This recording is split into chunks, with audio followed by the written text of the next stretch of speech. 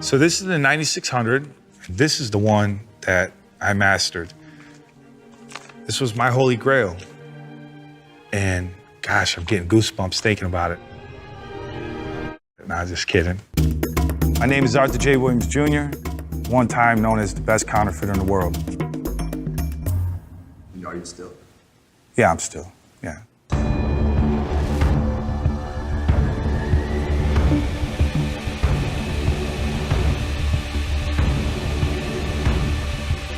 And I was kind of in awe. I was like, wow, this is pretty wild. It had, I'm holding it up. It's got the watermark. It's got the strip. Got the little 100 that turns colors. I'm thinking this is nothing like what Da Vinci was printing. Like, this is something real serious. And I knew that if I broke this, that it could be legendary. If I could figure this out, I could really set myself up for life. The first thing we had to do is we had to figure out the paper. When you hand a bill to a cashier, the cashier will grab the pen. When they mark it, there's actually some science going on right now. On currency paper, it reacts to where it marks yellow. On pretty much 99% of every other paper made, it'll mark brown. And so it's really hard to find the right paper that would match money. I had Natalie order paper from all over the world pretty much. Gosh, man, we spent so much time on just ordering and testing and ordering and testing. And finally, it got to the point where it just wasn't working. Nothing was working. And me and Natalie were in the house. I'm saying, we can't do this. I'm kind of getting on to her about it.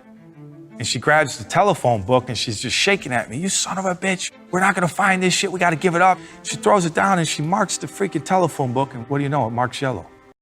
I thought it was a mistake at first. When I seen her mark it and I seen the yellow, I'm like, I kind of got shocked for a second, right? Like, okay, wait a minute. We've ordered every fucking paper there is, right?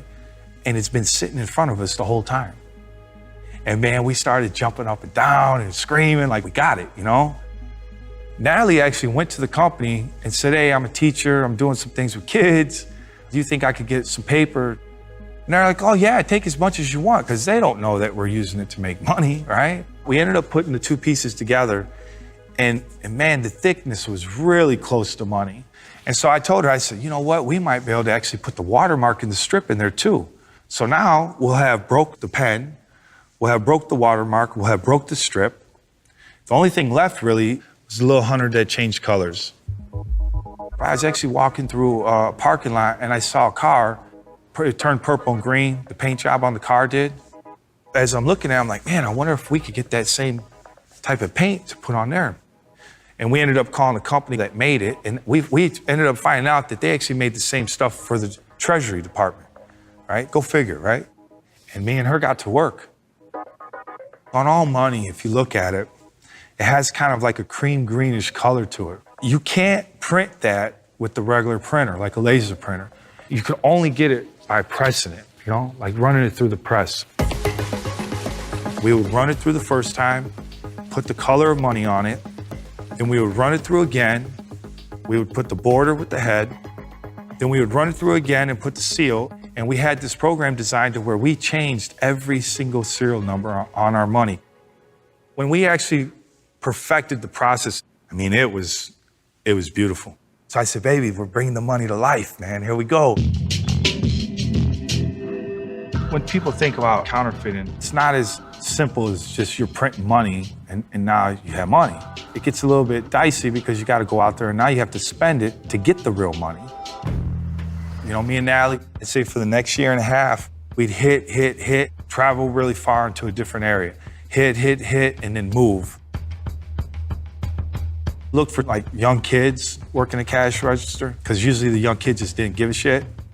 You're always looking to buy the cheapest thing to get the most change in return. There was a lot of freedom for two kids, 22, 23 years old. It was just cool. As time went on, we were making a lot of money. I think we made $30,000 one day. It just got to the point to where we just couldn't buy anything more.